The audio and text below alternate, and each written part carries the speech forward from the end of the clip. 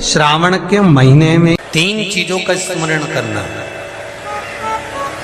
महादेव, भोला और हर हर महादेव। इन तीनों का उच्चारण कहां कहां पर करना चाहिए वो समझिए जरा। अभी तक जितनी भी आपने शिव पुराण सुनी होगी उसमें हमने ये वर्णन नहीं करा।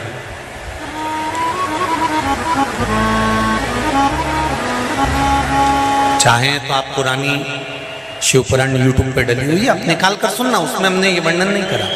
पर श्रावण महीने की शिवरात्रि शिव महापुराण की कथा यहाँ चल रही है, उसमें 3 चीजों का वर्णन बड़ा विशेष आया है। महादेव, जम के बोलो पहले महादेव। दूसरा नंबर पर है भोला, जिसको कहते भोला शंकर। तीसरे नंबर पर है हर हर। इन 3 उच्चारण को व्यक्ति को, वैसे तो आप कभी भी महादेव बोलो, हर हर महादेव बोलो, भोला शंकर बोलो, मना नहीं है, पर इन 3 उच्चारणों को कहीं कहीं बहुत जरूरी में ले लेना चाहिए। पहला, जब आप किसी कार्य के लिए आगे बढ़ रहे हो और वो कार्य हो ही नहीं रहा, बहुत प्रयास कर लिया आपने और वो काम हो ही नहीं रहा, अथक प्रयास कर कर थक गए, तब घर से जब निकलो तो एक विचार कर कर निकला, मुख से कहकर निकलना कि आज मैं इस कार्य के लिए जा रहा हूं और मेरे साथ मेरा महादेव जा रहा है। कौन जा रहा है? महादेव जा रहा है। वापिस आओगे, ज्यादा से ज्यादा ये होगा 15 दिन, 20 दिन, 25 दिन, 30 दिन लगेंगे। जो कार्य कर कर आए हो उसका रिजल्ट आपके पक्ष में जरूर आएगा, क्योंकि महादेव को आप साथ लेकर जाते हैं।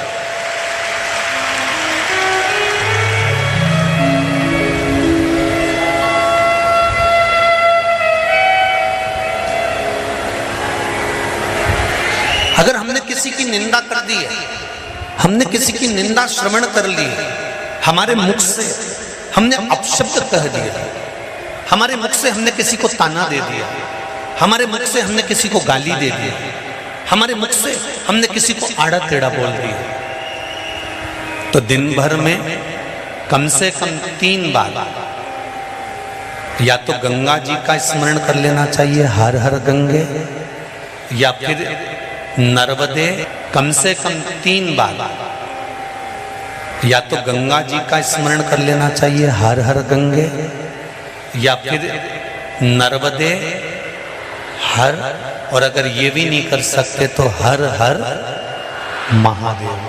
3 बार मात्र स्मरण कर लेने से जीव के मस्तक का जो पाप है वो क्षीण होने लगता है।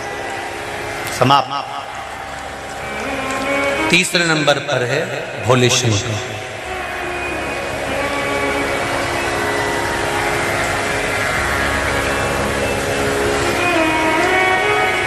बहुत तेज क्रोध आ रहा,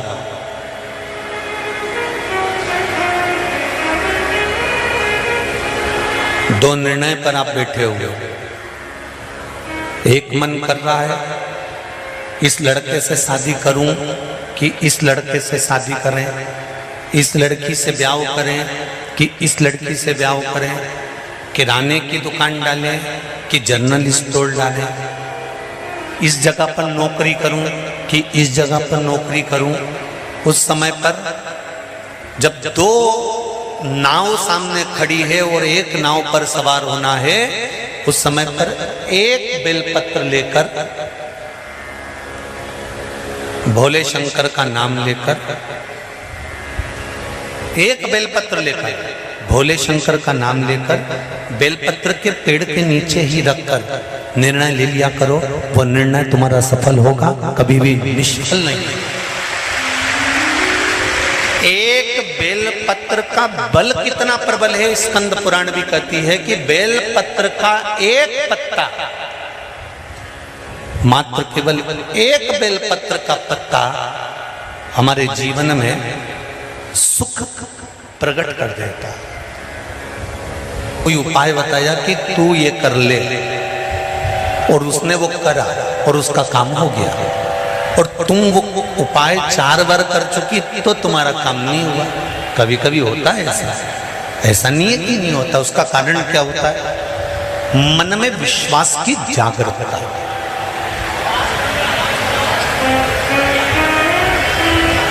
मन में विश्वास की प्रबलता।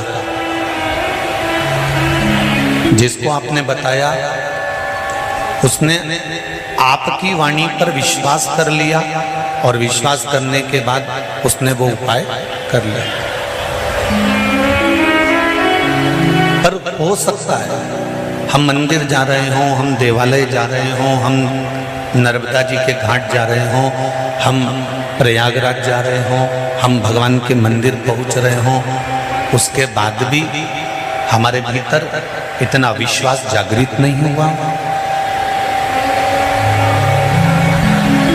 मैंने तेरे ही भरोसे, ओ बाबा तेरे ही भरोसे, हवा बिच उड़ती जाऊंगी, बाबा डोर मन तो छड़नी ना में कटी। पार्लर से आए और पानी गिर जाए तो जैसी थी वैसी की वैसी हो जाए। तो शादी ब्याहों की सावन में भगवान शंकर कहते हैं कि सावन में मैं इतना पानी इसलिए गिराता हूं कि तेरे भीतर जो विश्वास है, तेरे भीतर जो भक्ति है वो सम्मुख है। तो जैसा है वैसा ही है, उसमें कुछ बदलने की जरूरत नहीं।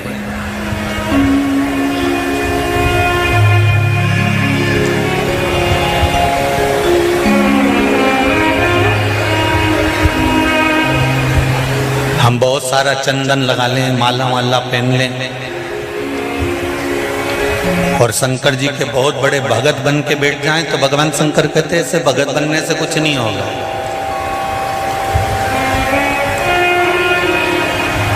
शंकर भगवान की कथा कहती है,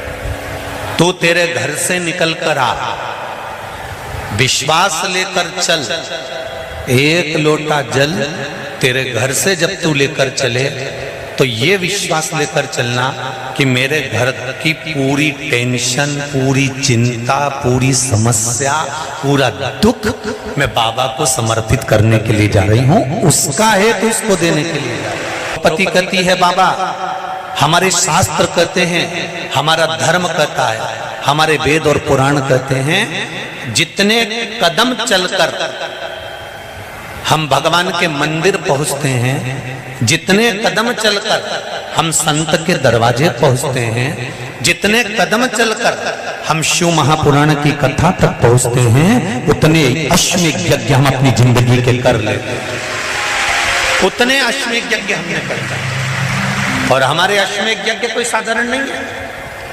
भोजन करने के लिए और मंदिर का घंटा बज गया।